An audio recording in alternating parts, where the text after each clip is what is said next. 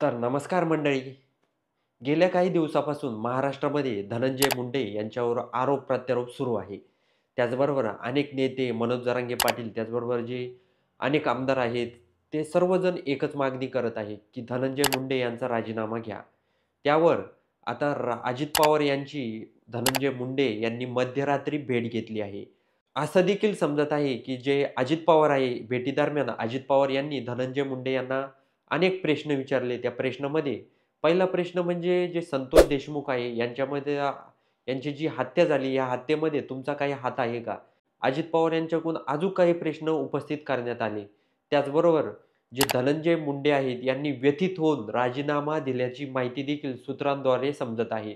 त्याचबरोबर जे देवेंद्र फडणवीस आहे यांची भेट आज संतोष देशमुख यांचं कुटुंब घेणार आहे. भेटीदरम्यान संतोष देशमुख यांचं कुटुंब मागणी देखील करू शकतं, की जे धनंजय मुंडे आहे यांचा राजीनामा घ्या, वाल्मिक कराड यांना शिक्षा द्या, अशा देखील त्यांच्या मागण्या असू शकतात. त्याचबरोबर जे देवेंद्र फडणवीस आहे यांनी स्पष्टपणे आधीही सांगितलंय, की मी काहीही झालं तरी स्पष्टपणे जी भूमिका आहे ती माझी ठेवणार आहे. म्हणजेच जे कोणी दोषी आहेत, तो कोणीही असू द्या, त्याला वाचवण्याचं काम सरकार करणार नाही, अशी भूमिका स्पष्टपणे देवेंद्र फडणवीस यांनी घेतली आहे. त्याचबरोबर जे धनंजय मुंडे आहेत यांची राजीनाम्याची मागणी सातत्याने सर्वजण करत आहे आणि जे सुरेश धस आहे यांनी देखील म्हटलं आहे, की त्यांचा राजीनामा तर घ्याच, पण कुठेही त्यांना पालकमंत्रीपद तर देऊच नका, अशी देखील सुरेश धस, संभाजीराजे, मनोज जरांगे पाटील आणि अनेक नेत्यांनी मागणी केली आहे.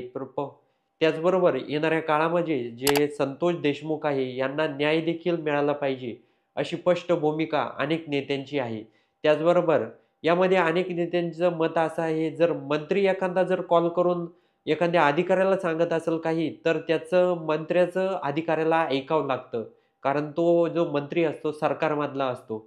त्यामुळं काहीही करून धनंजय मुंडे यांचं मंत्रिपद रद्द करा, त्यांचा राजीनामा घ्या, अशी मागणी विरोधकांकडून त्याचबरोबर सुरेश धस यांच्याकडून पण केली जाते. यामध्ये नक्कीच जे स्पष्ट आहे, ते स्पष्ट मत म्हणजे जो आरोपी आहे, तो स्पष्टपणे समोर येईल, असं सगळ्यांची मागणी आहे. त्याचबरोबर जे धनंजय मुंडे आहेत, यांनी राजीनामा दिलाय, असं देखील समजत आहे. तर याबद्दल तुम्हाला काय वाटतं? कमेंटमध्ये नक्की कळवा आणि व्हिडिओ आवडला असेल, तर चॅनलला सबस्क्राईब करायला विसरू